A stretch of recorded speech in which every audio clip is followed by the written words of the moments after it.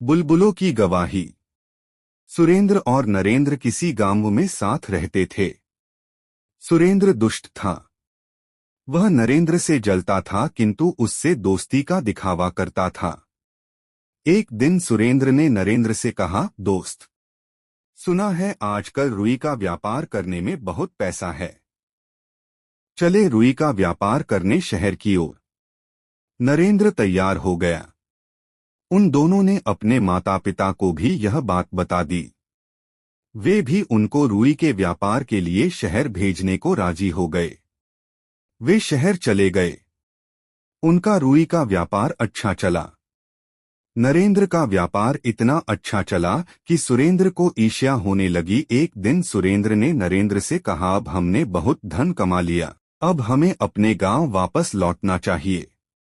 नरेंद्र गांव वापस लौटने को तैयार हो गया। वे दोनों गांव लौट रहे थे। सुनसान रास्ता था।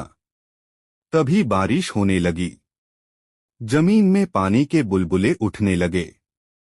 सुरेंद्र के मन में पाप आ गया।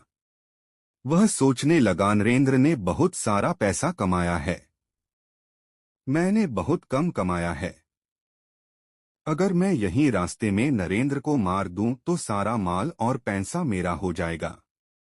वह नरेंद्र का गला दबाने को तैयार हो गया।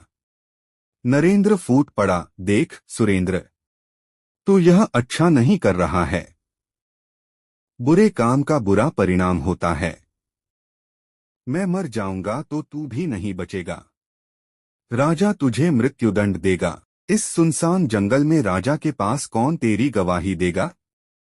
सुरेंद्र बोला, देख, इस समय बारिश हो रही है। जमीन में पानी के बुलबुले उठ रहे हैं। ये सब राजा के सामने मेरी गवाही देंगे। पानी के बुलबुले क्या इंसान हैं जो राजा के सामने गवाही देंगे? मूर्ख कहीं का। नरेंद्र की बात को सुनकर सुरेंद्र बोला। सुरेंद्र ने नरेंद्र का गला दबाकर उसे मार दिया। उसने नरेंद्र की लाश गहरी खाई में फेंक दी। नरेंद्र के सामान और धन को अपने साथ लेकर सुरेंद्र अपने गांव पहुंच गया।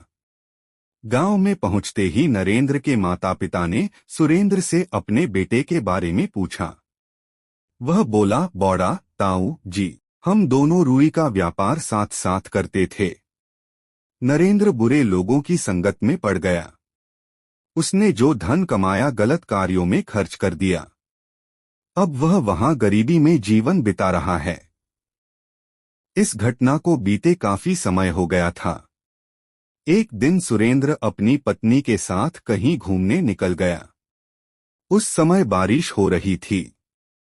पानी में बुलबुले उठ रहे थे। इस दृश्य को देखकर सुरेंद्र को नरेंद्र के कहे शब्द याद आ गए। देख, इस समय बारिश हो रही है, पानी की बूंदों से जमीन में बुलबुले उठ रहे हैं। ये सब राजा के सामने मेरी गवाही देंगे। भला पानी के बुलबुले राजा के सामने कैसे गवाही दे सकते हैं? यह कहकर सुरेंद्र ठहाका मारकर हंसा। क्या मतलब? आश्चर्य से सुरेंद्र की पत्नी बोली। सुरेंद्र ने उसे पूरी बात बता दी। यह हिदायत भी दी कि वह किसी और के पास यह बात न बताए। दूसरे दिन सुरेंद्र की पत्नी रैजा पनघट पर गई। पानी भरते भरते उसने अपनी सहेली गंगा को यह बात बता दी। उसने गंगा से सौगंध ले ली कि वह इस बात को किसी और को नहीं बताएगी। गंगा ने यह बात अपनी दूसरी सहेली को बता दी और उससे औरों को न बताने की सौगंध ले ली। ऐसा होते होते बात रानी की दासी तक पहुंच गई। वह रानी की प्रिय दासी थी। उसने रानी को यह बात बता दी और उससे सौगंध ले ली। अंत में रानी से राजा को भी इस बात का पता चल गया। राजा ने सुरेंद्र को दरबार में हाजिर होने की आज्ञा दी। पहले वह ना नुकर करता रहा। अंत में उसने अपना अपराध स्वीकार कर लिया। राजा ने उसे मृत्युदंड की सजा दी।